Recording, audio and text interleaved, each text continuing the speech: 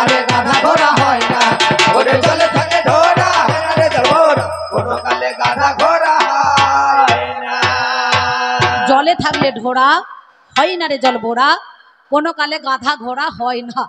গাধা কখনো ঘোড়া হয়েছে না ঘোড়া কখনো গাধা হয়েছে? রাজা কৃষ্ণচন্দ্র একদিন গোপাল ভাঁড়কে বলেছিলেন, গোপাল ভাঁড় তুমি আমাকে 3টে 14 এনে দিতে পারবে? খুঁজছে 14 মানে বোঝেন তো, সেই জয় ঢাকে 14 থাকে দেখবেন, বুঝতে পারছেন? তা হ্যাঁ সত্যি কথা। তা রাজামশাইকে বললেন, গোপাল ভাঁড় বাবু আমি কোথায় 14 পাবো? বললো আমার এত বড় শহর নদিয়ার বুকে কৃষ্ণনগর, কোথাও না কোথাও 14 পাওয়া যাবে। তা বললো বেশ ঠিক আছে, তাহলে আমি 14 খুঁজতে যাই। রাজামশাইয়ের কথা শুনে গোপাল ভাঁড় 14 খুঁজতে চলে এলেন। খুঁজতে খুঁজতে ধরো এই কৃষ্ণনগরের আপনাদের বাদুরতলা বলে একটা জায়গা আছে, দেখবেন মেলা বাদুর ঝুলছে, বুঝতে পেরেছেন? ওই বাদুরতলাতে দাঁড়িয়ে দেখছে এক ভদ্রলোক, এই কৃষ্ণের মতো গায়ের রংটা কালো কুচকুচে, বুঝতে পারছেন? উনি নন, মানে ওনার মতনই আর কি, আস্তে কালো কুচকুচে রং, সঙ্গে সঙ্গে এত চাঁদের মতো জ্যোতি, বুঝতে পারছেন? অমাবস্যার অন্ধকার একবার ঝকঝক করে দেখা যায়। সেই ভদ্রলোক করেছে কি, একটা গাধার পিঠে চেপে আছে আর 60 কেজি ধানের বস্তা মাথায় করে নিয়ে বসে আছে, জানেন? তা গোপাল ভাঁড় একে ডেকে জিজ্ঞাসা করছে, ভাই তুমি 60 কেজি ধানের বস্তা মাথায় করে নিয়েছো কেন? বলছে বললেন না দাদা এই গাধাটা তো মেয়ে ছেলে, তাই 4 দিন পরে বাচ্চা হবে, তাই এর কষ্টটা কমাবার জন্য আমি 60 কেজি ধানের বস্তা মাথায় করে নিয়ে বসে আছি, বুঝতে পারছেন? গোপাল ভাঁড় মনে মনে ভাবছে এর মতো 14 লোক তো কেউ নাই, ধানের বস্তা 60 কেজি আর এ 60 কেজি, 1 কুইন্টাল 20 কেজি আর 10 কেজি বোচকা বুচকি, তাহলে হলো কত? 1 কুইন্টাল 30 কেজি। তাহলে গাধাটার কষ্টটা বাড়ছে না কমছে বলুন দিকে, আপনারা বলুন বিচার করে, কষ্টটা বাড়ছে না কমছে বাবা? হ্যাঁ বাড়ছে, ঠিক কষ্ট বাড়ছে। তা বলছে আপনি চলুন, রাজামশাই আপনাকে পুরস্কার দেবে 5000 টাকা। এ টাকার লোভে চলে গিয়েছে, কাছারিতে বেঁধে রেখেছে। পরের দিন সকালবেলা যখন 10টার সময় রাজ সিংহাসনে রাজামশাই বসে পড়েছে, তা বলে গোপাল ভাঁড় তুমি কি 14 এনেছো? বলে বাবু এনেছি। বলে কোথায়? ওই যে ওইখানে বাঁধা আছে। সেই দেখছি গাধার পিঠে চেপে বসেই আছে, ধানের বস্তা মাথায় করে নিয়ে। রাজা তো দেখে অবাক, সর্বনাশ, এ তো সত্যি তাই, এর মতো 14 লোক তো কেউ নাই, এ তো সেই গাধার পিঠে চেপে আবার ধানের বস্তা 60 কেজি মাথায় করে নিয়ে বসে আছে, সত্যি তো 14। তো গোপাল ভাঁড় ঠিকই বলেছে। বলে আচ্ছা একটা হলো, আমি যে তোমাকে 3টা আনতে বলেছিলাম আর 2টো, বলছে দাঁড়ান আমি হলাম আর এক 14, আমি যদি 14 না হতাম তাহলে 14 খুঁজতে যেতাম নাকি বলছেন? তাহলে 2টো। বললো আর একটা? বলে ভয়ে বলবো না নির্ভয়ে বলবো? বলছে তুমি নির্ভয়ই বলো।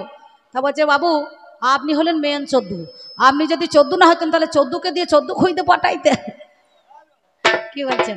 আমার ভাইপোর জ্ঞান কাণ্ড আছে, পরের কান্দন কান্দা কি দরকার? তুমি ঘষের ছেলে, তুমি দুধ ছেনা ভালো করে চাচি ওই পলাশির বাজারে গিয়ে বিক্রি করো, নাহলে বেতায় চলে যাও। এই যুদ্ধের মর্ম তুমি কি জন্য বুঝতে দিলে? তুমি ঘরে ঘরে যুদ্ধ লাগিয়ে দিলে।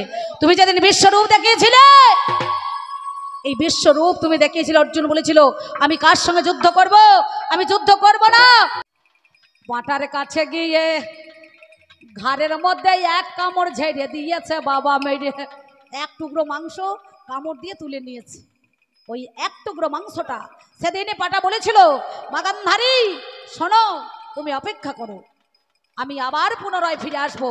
ওই 1 টুকরো মাংস 101 খণ্ড হয়ে পরিণত হয়ে এই কৌরব বংশের মধ্যেখানে আবার মনে করুন যুদ্ধের অবনীত হবে। সেই জন্য এই কথা দিয়ে আসার জন্য, সেই জন্য তো 18 মাসে মা গান্ধারী কি করলো, সবার 10 মাস 10 দিনে হইল 18 অধ্যায়ের গীতা, 18 অক্ষরী সেনা, 18 দিনের যুদ্ধ, 18 পর্বত মহাভারত, 18টা মেলা, 18 ছাড়া কিন্তু হবে না। ওই জন্য মায়ের গর্ভতেই 18 মাস বাবাই অগ্নি ছিল। ওরে কৃষ্ণ দরজা জানলা বন্ধ করিল। ওই মাংস টুকরো যদি 18 না হতো, ওয়েট করতে হয়। ভালো সন্তান নিতে গেলে একটুখানি ধৈর্য ধরতে হবে, নাকি বলছেন? হ্যাঁ এই ধৈর্য ধরেছিলাম বলেই 18 মাসে এতগুলো আমার ভালো ভালো সন্তান হয়েছে। আমার দুর্যোধনের চরিত্রটা কত সুন্দর দেখুন। যেদিন কর্ণকে সুতপুত্র বলে তাকে তিরস্কার করছিল, সবাই সেখানে ছিলেন, সেদিনই কর্ণকে দেহ ধরে সুন্দরভাবে বাহুতে জড়াইয়ে ধরে আমার দুর্যোধন তাকে আলিঙ্গন করে বন্ধুত্ব রূপে স্বীকারোক্তি দিয়ে স্বীকার করে অঙ্গরাজ্যের রাজা বানিয়ে দিয়েছিল কর্ণকে। দেয় নাই? কি বলছেন? দেয় নাই? অঙ্গরাজ্যের রাজা সেদিনে দেখো বানিয়ে দিল অঙ্গরাজ্য।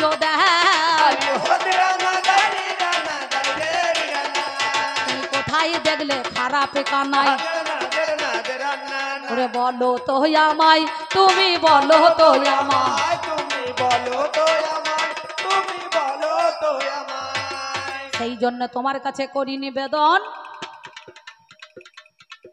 আমার 18 মাস দেখো গর্ভে ছিল করিয়া ধরন এর জন্য তুমি দায়ী হলে ওরে জানি আমার ছেলেদের কোনো দোষ নাই ওরে শুনি আমাকে বলছে না মা তোমার শিক্ষা আগে হলে শিশু থেকে মায়ের কোলে তুমি মাতা পিতা হয়ে তুমি মা হয়ে সন্তানদের শিক্ষা দিতে পারো নাই কে বলেছে আমি আমার সন্তানদের শিক্ষা দিতে পারি নাই আমি শিক্ষা দিয়েছি আমার সন্তানরা সুশিক্ষায় মানুষ হয়েছে যদি কুশিক্ষা হতো তাহলে এমন হতো না তোমার লজ্জা লাগে না এই কথা বলতেই কৃষ্ণধন আমার ছেলে দুর্যোধন বলেছিল মা মাটির মানুষকে ভাগ করতে নাই ভাই সাজার মা কখনো গঙ্গা পায় না ছুঁচের ডগায় যতটুকু মাটি উঠবে সেইটুকু নিয়ে বাদ বাকি সব দিয়ে দেব কারণ এই রাজ্যের একটা প্রথা ছিল যার সন্তান আগে হবে সেই হবে রাজ্যের রাজা রাজবটুক তার মাথায় চড়বে রাজ সিংহাসনে সে বসবে সঙ্গে সঙ্গে কি করলো না সাথে সাথে সেদিন রাজবটুক তার মাথায় চড়বে বলে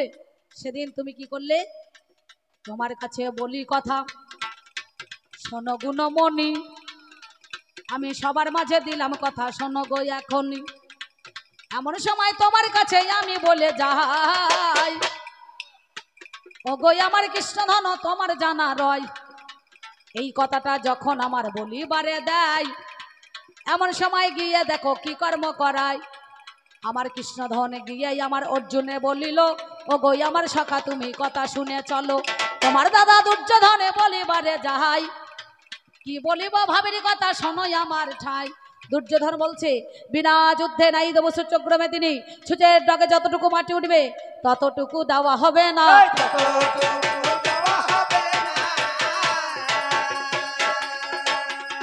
ততটুকু বাবা দেওয়া হবে না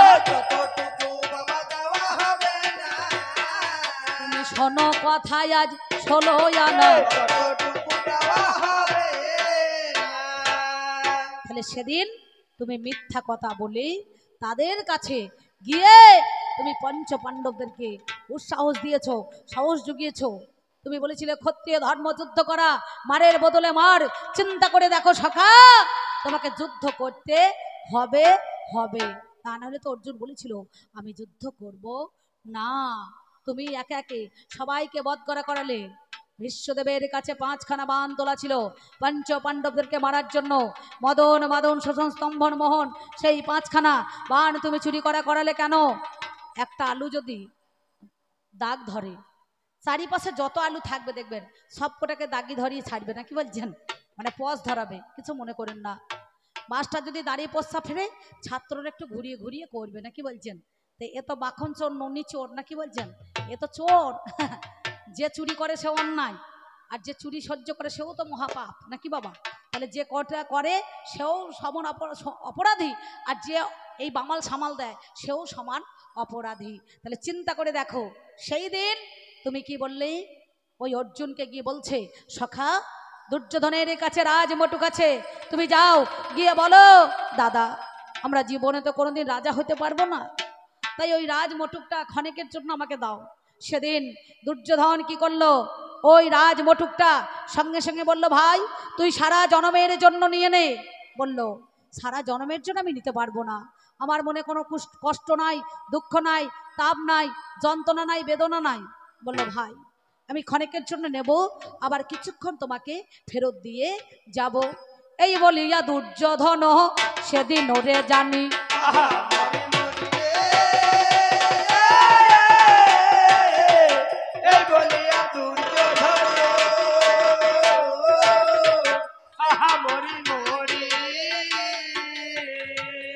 ওরে রাজবটুক দিয়ে দিল জানেন মহাজ্ঞানী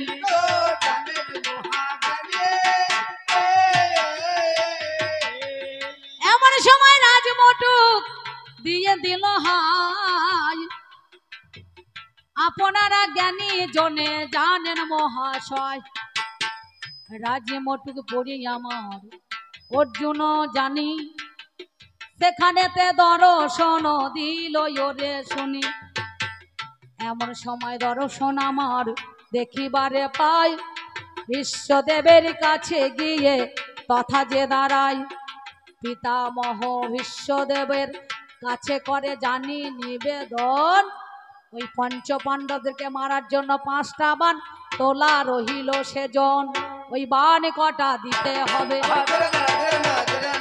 ওই বান কটা দিতে হবে শোনো গুণমুনি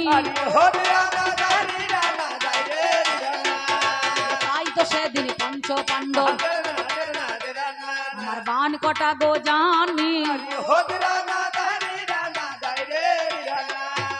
সেই অর্জুন ওই বিশ্বদেবের কাছ থেকে 5টা বান নিয়ে নিল।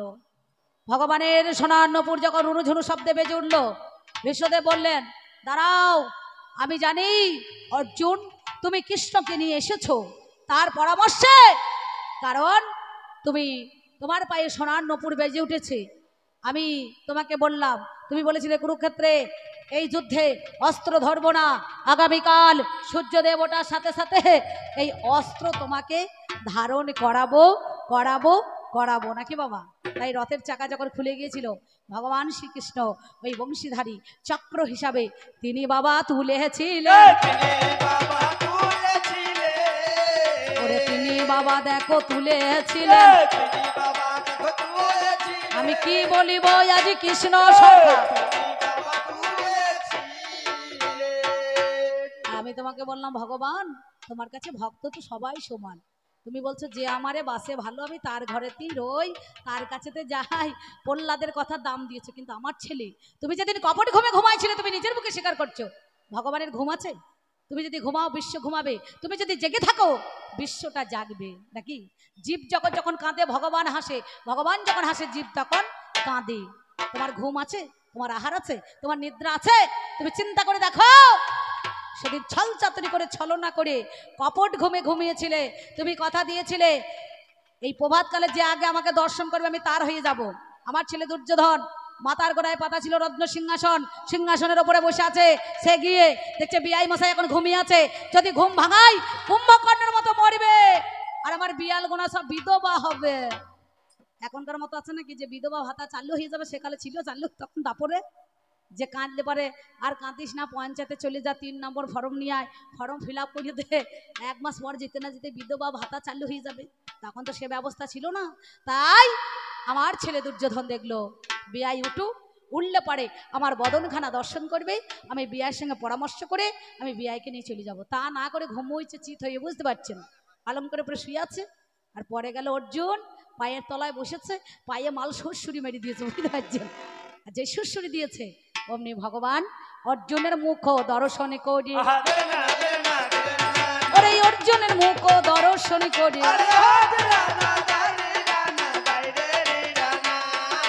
তার কাছেতে গেল,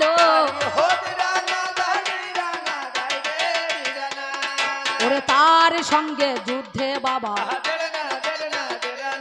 ওরে যোগ দিয়ে দিল।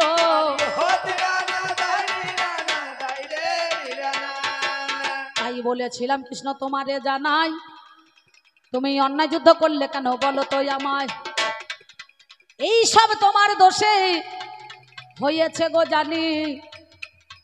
তা না হলে একটা কথা শুনে রাখো তুমি, নাম যার কর্ণ, যে কর্ণ নিজের ছেলেকে তোমাকে কেটে রন্ধন করে তোমাকে সেবা দিয়েছিল নাকি, তোমাকে ভজন করিয়েছিল, সেই সঙ্গ দিয়ে সেই কর্ণের দৈরথ সমরে 17 দিনের যুদ্ধে রথের চাকা যখন মেদিনী গ্রাস করেছিল সেদিন বলেছিল ভগবান আমি 2 দ্বন্দ্ব সময় এনেছি, এই কাঁধ দিয়ে চাকাখানা একবার তুলে নিয়ে আবার আমি যুদ্ধ করব। সঙ্গে সঙ্গে 2 দ্বন্দ্ব সময় তাকে দিয়েছিলে, যেই কাঁধ দিয়ে কর্ণ রথের চাকা তুলতে গেল তুমি অর্জুনকে বললো অর্জুন এই সময় বান মারো, কর্ণর মতো পারদর্শী বীর কেউ নাই। দেখো সেই দিন 17 দিনে দৈরথ সমরে যুদ্ধের মধ্যেখানে তুমি ভগবান ভগবান হয়ে আর একটা ভক্তকে দিয়ে আর একটা ভক্তকে সেদিন বান মারা করালে, অঞ্জলি বান সেদিন প্রবেশ করা করেছিল, করে না? চিন্তা করে দেখো, তোমারে জানাই তোমার কাছে বলি কথা শোনোই আমার ঠাই, তাইলে চিন্তা করা তোমার ওরে ধারা এটা কি আমার ছেলেদের কথা জানাই আগা গোড়া। কৃষ্ণ তুমি অকথায় এই কুকথায় আমার ছেলেদেরকে দোষারোপ করো না, তুমি রাগ করো না, আমায় ভুল বুঝো না। তুমি রাগ করো না, আমায় ভুল বুঝো না। তুমি রাগ করো না, আমায় ভুল বুঝো না। অকারণে মনে যেন ব্যথা পেও না। তুমি রাগ করো না, আমায় ভুল বুঝো না। তুমি রাগ করো না, আমায় ভুল বুঝো না। তুমি রাগ করো না, আমায় ভুল বুঝো না। এই তো তোমার কথার জবাব দিলাম বলো আমি, তাহলে যে প্রসবী করে নারী কাটে গো ব্যাস দেব রে শুনি। ঘিয়ার কলসি মাটির অমনি হাড়ি আনে, মিশ্রিত করে তার মধ্যে গো দিল বাবা ভরে। একে একে সন্তান আমার ফুটিয়াই উঠিল, ওই দেবাদি দেব মহাদেবের বড়ে রে হলো। আমি তোমার কাছে বলি কথা গো শোনো কৃষ্ণধন, তুমি নাও না কথাই আমার কাছে মনে রাখিনচন। আমি সেই জন্য গো তোমার কাছে জানতে চাইছিলাম, কুরুক্ষেত্রে যুদ্ধের মূলে তোমারে জানাইলাম। একে একে সবাই দেখো চলে যে গেল, তুমি কি বা করছো বলো শ্যাম চিকন কালো। উনি বলছেন মা আমরা এক জায়গায় গান করতে গেছিলাম, গুলি গালা চলেছিল, একদিন কেন 3 দিন ছিলাম, বুঝতে পারছেন, খাল বোয়ালি আর গোবিন্দপুরে। সত্যি আমি 2 বছর গান করলাম, উনি অনেকদিন করেছে, এবারও গিয়েছিলেন। সেই জন্য ওই দক্ষিণাটা নেই নাই বলে আমি বসেছিলাম, মানে যে গানের যে পয়সা সেই পয়সাটা আমরা পাই নাই বলে আমরা বসেছিলাম। সেই জন্য 18 দিনে কুরুক্ষেত্রের যুদ্ধে আমি এসেছি। কেন আর একটা কথা আমার কাছে বলেছে, আর এক কথাই আমার কাছে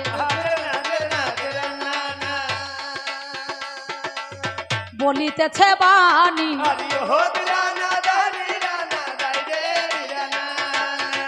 মহাগো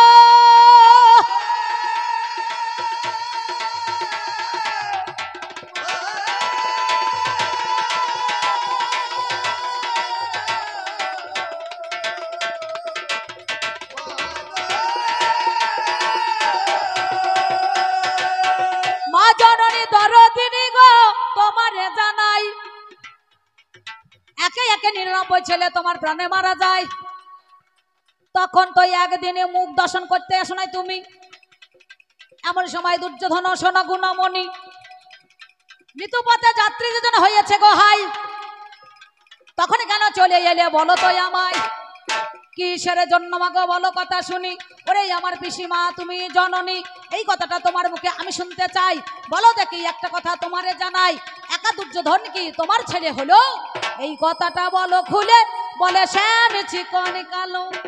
তুমি শুনে যাও, তুমি শুনে যাও,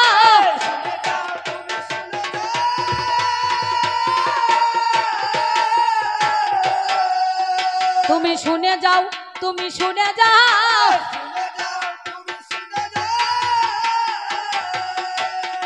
আমি বলি তোমারে কৃষ্ণ ধন।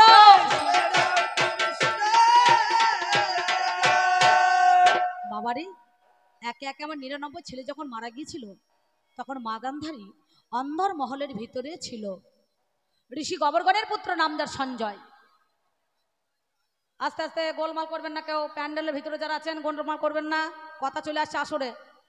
একে একে কি বলিব জানেন মহাজ্ঞানী, এই খবরটা কানে পৌঁছায় নাই মা গান্ধারীর শুনি। বিপদ যখন হয়ে যায় পলাশিতে কিবা পলাশি পাড়ায় কিবা বেথাইয়ে কিবা কাঁঠালিয়া নাকি, বিপদ যতক্ষণ কেউ কারো মুখে সংবাদ না পৌঁছাবে কেউ কিন্তু জানতে পারবে না। তখন তো ফোন ছিল না, এখন নাহলে মোবাইল হয়েছে ঘরে ঘরে, নাকি বলছেন?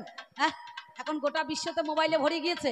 আমার বাড়িতে বায়না করতে যেতে হয় না, এখান থেকে 250 কিলোমিটার দূরে, ফোনে ফোনে বায়না করেছে দাদা বাবুরা ধরে। তাহলে চিন্তা করুন ঘরে ঘরে এখন ফোনের ব্যবস্থা আছে, তখন ছিল না। ঋষি গোবর্ধনের পুত্র নাম যার সঞ্জয় হলো, সঞ্জয়ের মুখে কথা শুনে আমার স্বামী ওরে ভালো। ঋষি গোবর্ধনের পুত্র নাম যার সঞ্জয় এই কুরুক্ষেত্রের যুদ্ধটার বর্ণনা সব করে কিন্তু শুনিয়েছিলেন। স্বামীর মুখে কথা শুনে আমি ধৈর্য নাহি ধরি, কুরুক্ষেত্রের মাঠে আসিলাম দেখিতে শ্যাম নটবরী।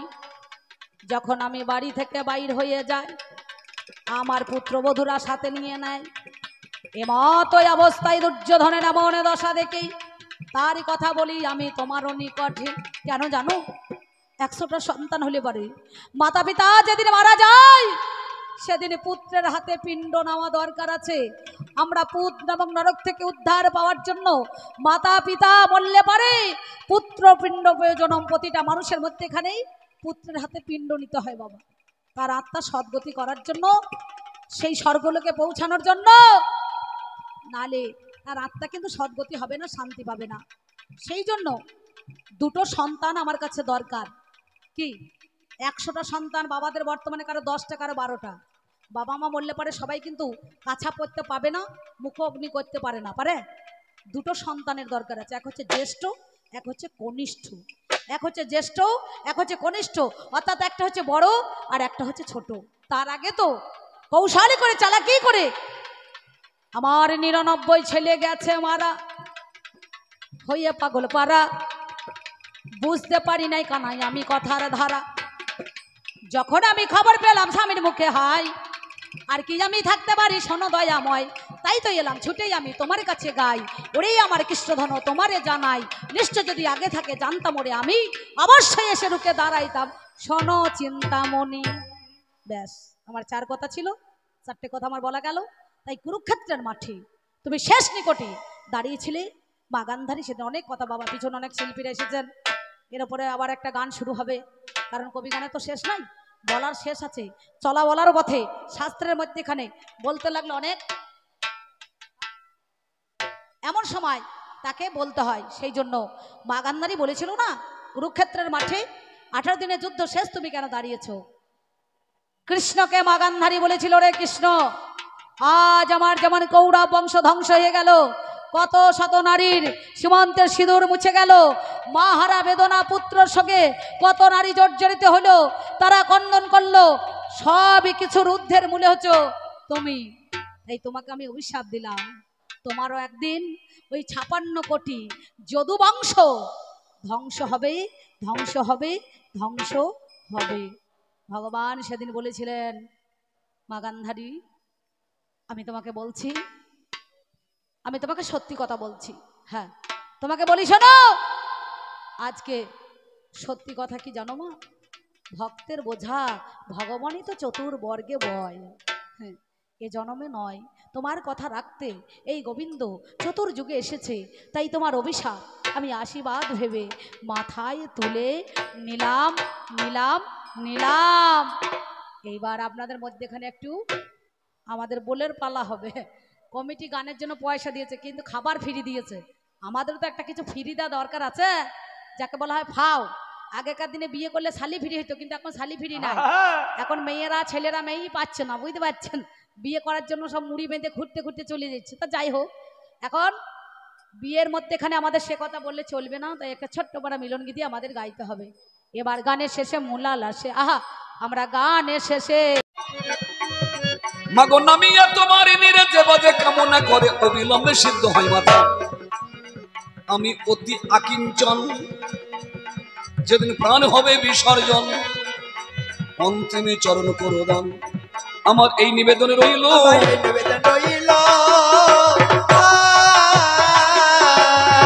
আমার এই নিবেদনে রইল, আমার ওই নিবেদন রইল, আমার আরই বলা হয় কি না হয়, আমার ওই নিবেদন রইল, আরই বলা হয় কি না হয়, আমার ওই নিবেদন রইল, এই বলা মোর শেষ বলা, আমার এই নিবেদন রইল, হয়তো এই বলা মোর শেষ বলা, আমার এই নিবেদন রইল, আই রইল শেষ নিবেদন। এই নিবেদন রইল।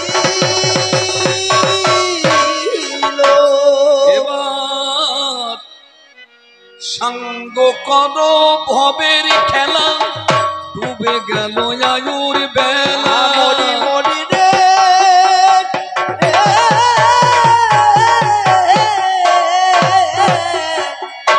এবার সঙ্গ করো ভবের খেলা।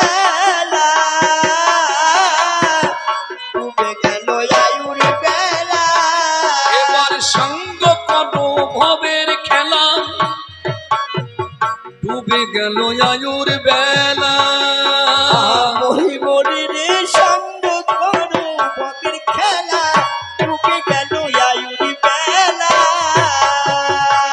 আমার হরি বলায়ারি বুঝি হলো না গো আমার হরি বলায়ারি বুঝি হলো না গো বুঝি হরি বলায়ারি বুঝি হলো না গো হরি হরি বলায়ারি বুঝি হলো না গো একবারে থাকতে সময় হরি বলো এবার তাকিতে সময় হরি বলো একবারে থাকিতে সময় হরি বলো এবার তাকিতে সময় হরি দেখো বলো আয়ুর বেলা ডুবে গেল বলা তাকিতে সময় হরি দেখো বলো আয়ুর বেলা ডুবে গেল বলে তাকিতে সময় হরি বলো আমার শিওরের সমনি দাঁড়ালো বলে তাকিতে সময় হরি বলো একবারে বদন ভরে হরি হরি বলো বলে তাকিতে সময় হরি বলো বদনে ভরে হরি বলো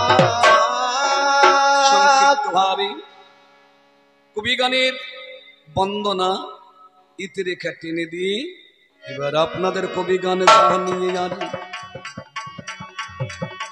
আপনারা শুনে জানে বসে পুরুষ নারী কবি গান যে মতে হয় বাংলার বুকে কবি গান শুনতে আসে দূর দূরান্ত থেকে অনাদিকাল হইতে এই কবি গান সৃষ্টি মিষ্টি মিষ্টি ভাষা দিয়ে কবি গানের সৃষ্টি বেশিরভাগ এই গান হয় বাংলার বুকে বাঙালিরাই ভালোবাসে এই গানটিকে কবি গানের ইতিহাস অনেকে শোনা যায় সে কথা বলবার আর সময় নয় কবি হচ্ছে কল্পনা কল্পনা ভিত্তিক গান ছন্দে ছন্দ দিয়ে আনন্দ কবি আল গান এই গানের প্রধান লক্ষ্য যেটার নাম ভাষা এই কবি গান গাইতে অনেকে করে আশা সরস্বতীর মহাদান এই কবি ভাই এই গান করে যারা মায়ের কৃপায় যার জন্য দেবী দেবীদের করিয়া বন্দনা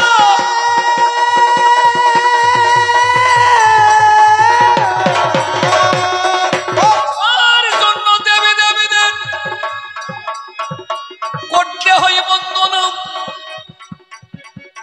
পরে পরে কবি গানের হয় আলোচনা ওই আলোচনায় আর নাই প্রয়োজন এবার আপনারা দয়া করে করে যাবে শ্রবণ কবি গানের অনেক বলা হয় মহাশয় কবি গানের পালা করে আমরা আপনাদের জানাই রামায়ণ মহাভারত কিংবা ইতিহাস কৌরিল্লাতে গানের হয় গো প্রকাশ আজ এখানে পালা যাহা দিলেন সরাসরি বলে একদিকে কৃষ্ণধন একদিকে গান্ধারী মহাকাব্য মহাভারতে আজ কবি গানের পালা আপনারা শুনে যান আমার কথাগুলো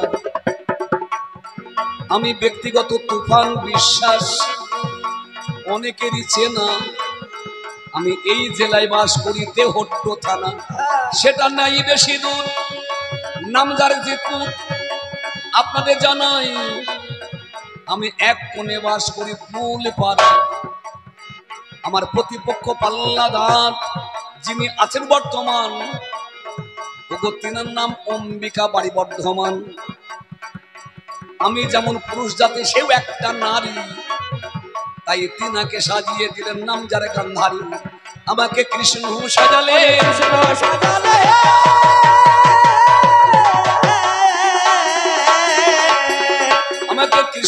সাজায় কৃষ্ণ সাজালে আমার প্রতিপক্ষকে গান্ধারী সাজালে আমার কৃষ্ণ সাজালে এই যে গান্ধারী আর শ্রীকৃষ্ণতে এই যে গান্ধারী আর শ্রীকৃষ্ণতে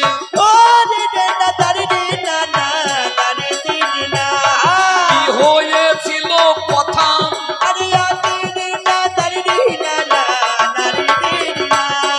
ওগো সেই সমস্ত কথার প্রমাণ ওগো মহাভারতে কথা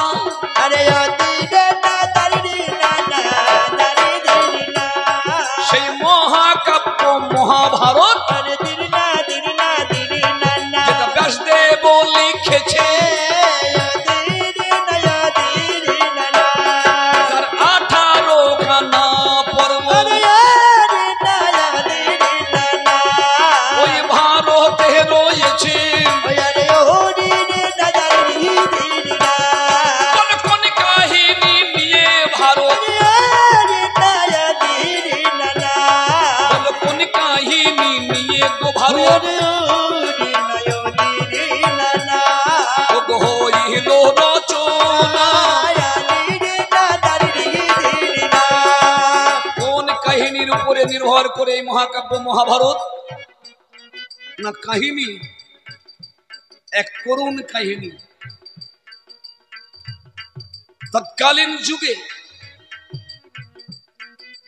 রাজারা দেশ চালাতো যে আইনের উপরে দাঁড়িয়ে রাজারা দেশ চালাতো সেই আইনটাকে বলা হতো রাজতন্ত্র রাজার কথার বাইরে যাবে না কেউ রাজার কথাই হচ্ছে আইন আর রাজার সুখ হচ্ছে প্রজার সুখে রাজার সুখ এখন আর রাজতন্ত্র নাই এখন হচ্ছে গণতন্ত্র তবে গণতন্ত্রের মধ্যে কিছুটা ষড়যন্ত্র ঢুকে পড়েছে গণতন্ত্র কই যেখানে জনগণের গলা টিপে ধরা হয়েছে তাকে গণতন্ত্র বলে জনগণের পূর্ণ স্বাধীনতা যেখানে সেটাই তো গণতন্ত্র আমাদের স্বাধীনতা বাক স্বাধীনতা নেই যে যত মিথ্যা বলবা সে তত প্রাইজ পাবা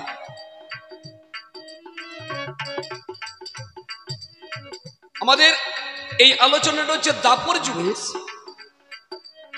দাপরের ভগবানকে ভগবান শ্রীকৃষ্ণ আমাদের যিনি স্রষ্টা এই গোটা বিশ্বের যিনি মালিক যিনি পিতা তিনাকে নানান নামে আমরা ডেকে থাকি তিনি সত্যযুগে নারায়ণ ত্রেতায় রাম দাপরে কৃষ্ণ কলিত চৈতন্য গোসাই তারপরে যিনি শ্রীকৃষ্ণ সেই শ্রীকৃষ্ণের সঙ্গে আজ কথা বলবে মা গান্ধারী এই যে গান্ধারী এ তো সামান্য নারী নয় বাবা সরাসরি ভগবানের সঙ্গে যার কথা আবার কথা কি সম্মুখ সমরে দাঁড়িয়ে গান্ধারীর প্রশ্নের সম্মুখীন হয়ে কৃষ্ণকে উত্তর দিতে হবে গো উত্তর দিতে হবে গো বাবার এই উত্তর দিতে হবে গো উত্তর দিতে হবে গো গান্ধারীর ওই কথাতে কৃষ্ণ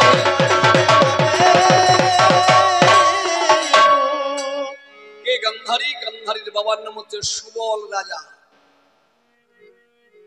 সুবলের মেয়ে আপনাদের গ্রামে যদি কোনো সুবল থাকে সেই সুবল নয় ওটা ভারতবর্ষের বাইরে ওটার নাম হচ্ছে গান্ধার বর্তমান পশ্চিম পাকিস্তানে পড়েছে ওই দেশের ছেলে মেয়ের নামই ওই রকম তাই ওই মেয়েটার নাম হচ্ছে গান্ধারী আর আমাকে তো এক কথায় সবাই চেনেন কৃষ্ণ বলতেই তো মানুষ উপরের দিকে হাত তোলে এই গান্ধারীকে নাম যারে দুর্যোধন তারে না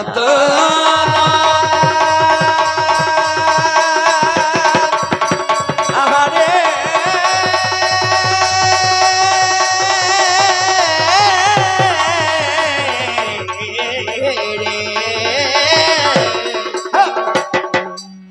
নাম যার দুর্যোধন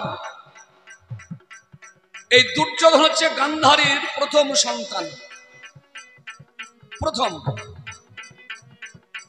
এবার প্রথম যদি বললাম তারপরে তারপরে তারপরে বলা মুশকিল কেন জানেন ওই মায়ের 100টা ছেলে ওই দুর্যোধনটা বড়। এই দুর্যোধন আপন কাকার ছেলে যুধিষ্ঠির, যার রাজা হওয়ার কথা, তাকে চক্রান্ত করে সিংহাসন থেকে বঞ্চিত করেছে, বহু কষ্ট বহু লাঞ্ছনা দিয়েছে। সারা পৃথিবীর যারা বুদ্ধিজীবী মানুষ, যারা মুনি ঋষি, এমনকি দেবতারা অনুরোধ করেছিলেন, ভগবান পর্যন্ত অনুরোধ করেছিলেন, দুর্যোধন যুধিষ্ঠির সিংহাসন যুধিষ্ঠিরকে ফিরিয়ে দাও, দেয়নি। না দিয়ে কি চেয়েছিল? যুদ্ধ। সেই যুদ্ধ কোথায় হয়েছিল? কুরুক্ষেত্র নামক একটা মাঠ। কতদিন? 18 দিন। যুদ্ধের শেষ ফলাফল, ওই গান্ধারীর 100টা ছেলে সব মরে গিয়েছে। সব মরে গিয়েছে।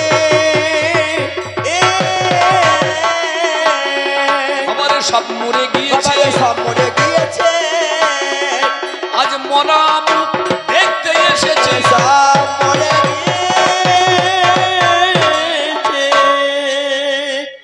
মায়ের 100টা ছেলে কেউ বেঁচে নাই। কুরুক্ষেত্রের মাঠে যুদ্ধ করতে এসে সকলে মরে পড়ে আছে। মা গান্ধারী 100টা বৌমা, মানে 100টা ছেলে, তাহলে 100টা বৌমা, এই বৌমাগুলিকে সঙ্গে নিয়ে হস্তিনা থেকে কুরুক্ষেত্রের মাঠে বৌমাদের সঙ্গে নিয়ে রাত দুপুরে আসছে। রাত দুপুরে আসছে কি করে? মায়ের হাতে একটা মশাল আলা, আর এক হাতে বরণ ডালা। মরি মরি রে, মায়ের হাতে আছে মশালে আলা, আর এক হাতে বরণ ডালা। মায়ের এক হাতে মশাল আলা, আর এক হাতে বরণ ডালা। মরি মরি রে রে, মায়ের হাতে আছে মশালে আলা, আর এক হাতে বরণ ডালা। তোলা হইয়া মা আসিল, না হইয়া মায়া ছিল, আজ উতলা হইয়া মা আসিল। না হইয়া মায়া ছিল, ওই কুরুক্ষেত্রে দাঁড়াইল,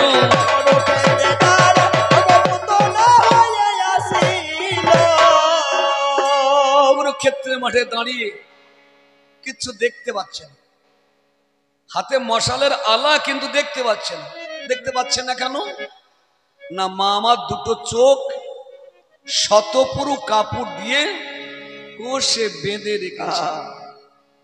যদি প্রশ্ন করেন চোখ বাঁধলো কেন মেয়েটা, ও বেঁধেছে, ওর স্বামীটা অন্ধ, তাই বিয়ে রাত্রে প্রতিজ্ঞা করেছিল, আমার স্বামী যখন দেখতে পাই না, এ দুনিয়ার কোনো কিছুই আমি আর দেখব। বলে যাই বলিয়া চোখ বেঁধেছে, বলো এই বলিয়া চোখ বেঁধেছে। আমার গান্ধারী জননী,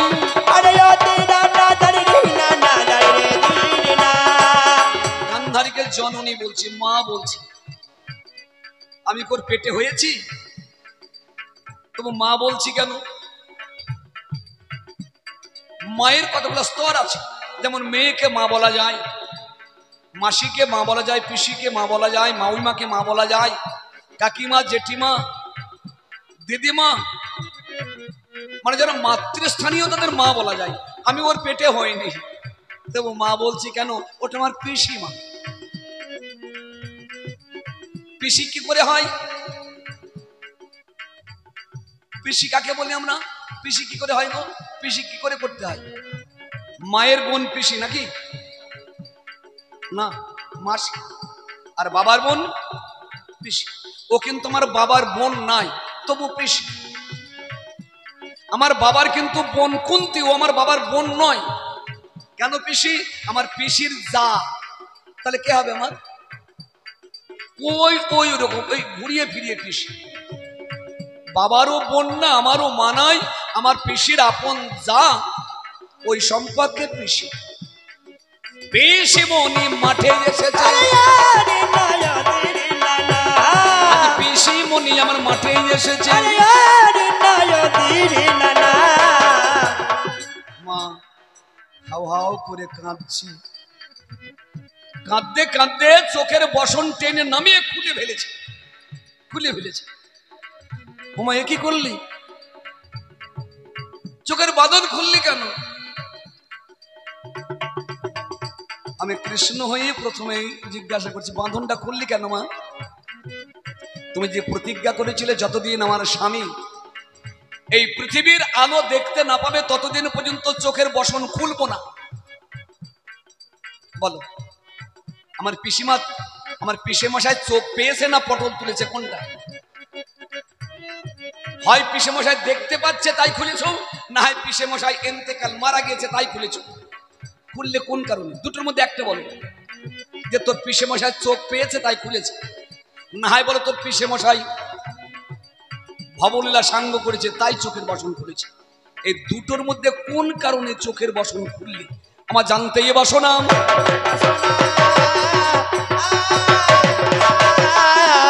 আমার জানিতেই বাসনা, একবার করো ভাবের একটু আলোচনা। এই গেল প্রথমে কথা, দ্বিতীয়তে যাব।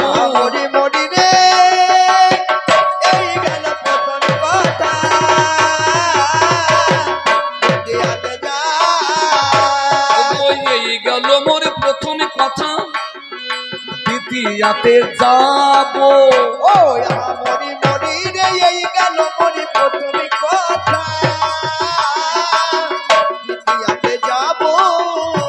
আমার মা জননী তোমার কাছে আমি জেনে নব, আমার মা জননী তোমার কাছে আমি জেনে নেব।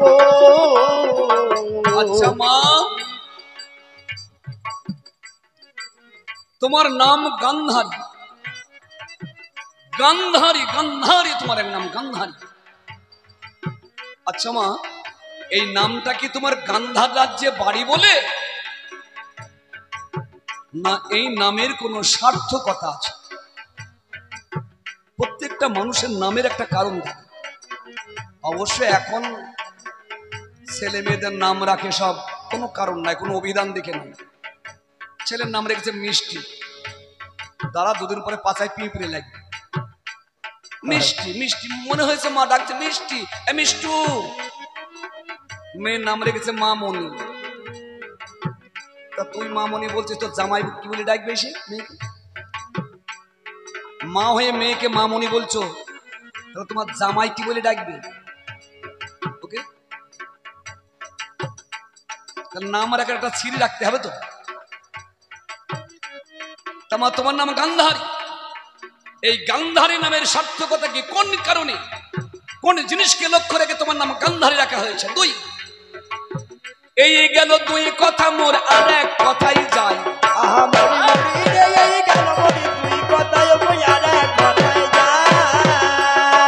তোমার কাছে জানবো মাগো কৃষ্ণ কানা, তোমার কাছে জানবো মাগো কৃষ্ণ কানা।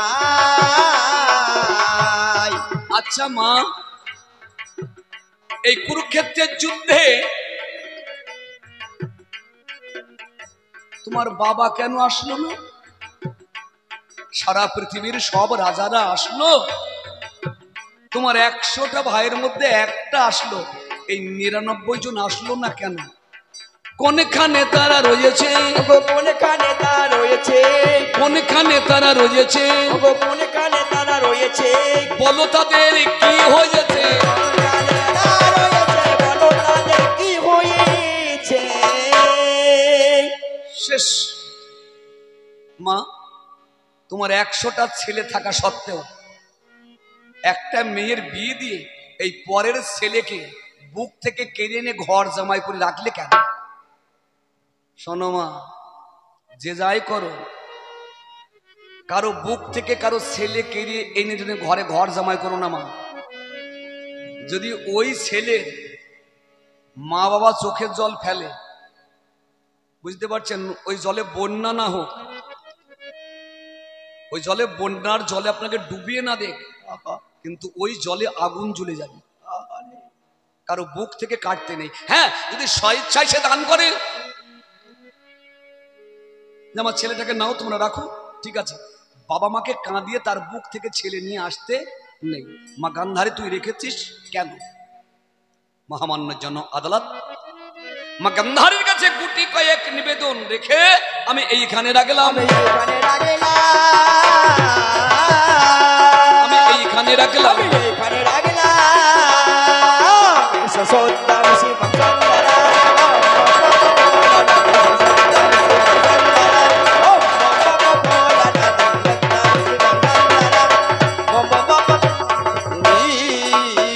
এবার আমার পালা, দিলাম ছাড়ি,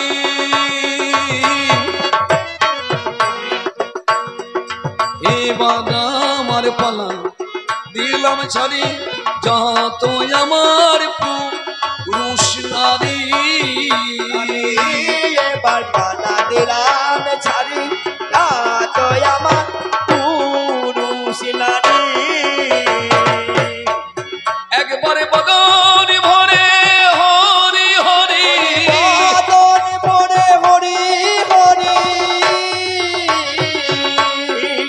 ও গো করি আমি প্রণিপাত, ও গো করি আমি প্রণিপাত, সত্যম শিবম শঙ্করায় ভোলানা।